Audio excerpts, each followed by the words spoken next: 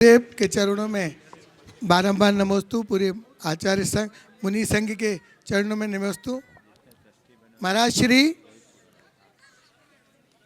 दान दिया जाता है और दान की महिमा भी गाई जाती है, लेकिन दान कितने दिन तक वैलिड होता है?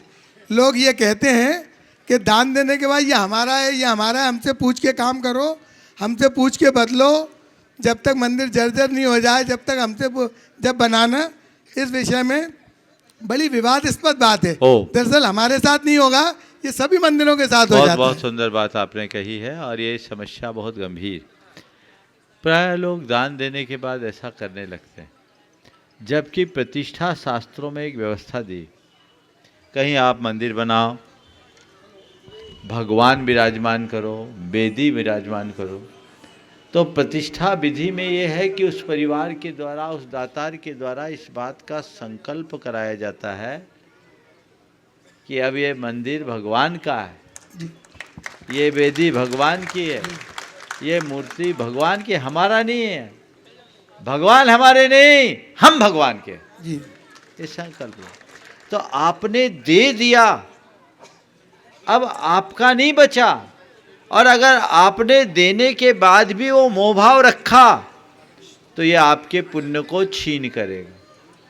ऐसा कभी नहीं करना। आपने आज देने के बाद क्या हो गया? अब आपका कहाँ? आपने जिसको दिया उस ट्रस्ट की हो गई, अब आपकी वो संपत्ति नहीं रही। एक जगह एक परिवार ने एक बड़ी संपत्ति दान में दी, जिसमें मंदिर बना, धर्मशाला भी बनी। मैं उस दिन बहुत प्रसन्न हुआ जब उस परिवार के पोते ने कहा कि ये हमारा मंदिर है और हमारे परिवार के द्वारा बनाई गई धर्मशाला है। और जैसे ही उसने कहा, उसके दादाजी साथ में थे, उसका मुंह पकड़ा बच्चे का, बोला बेटा ऐसा मत कर, हमारा कुछ नहीं है, ये भगवान का मंदिर है और व्यवस्था समाज की है, हमारा इसमें कोई राइट नहीं। अब इसमें समाज जो चाहे वो करे, हमारा अपना अधिकार नहीं है। तब दान उत्तम दान कहलाता है। और देने के उपरांत भी यदि लोग अपने अधिकार की भावना को बनाकर रखे तो वो दान का फल सार्थक नहीं होता। इसलिए ऐसा मोह भाव कभी मत करना, उसी अनुरूप काम करें।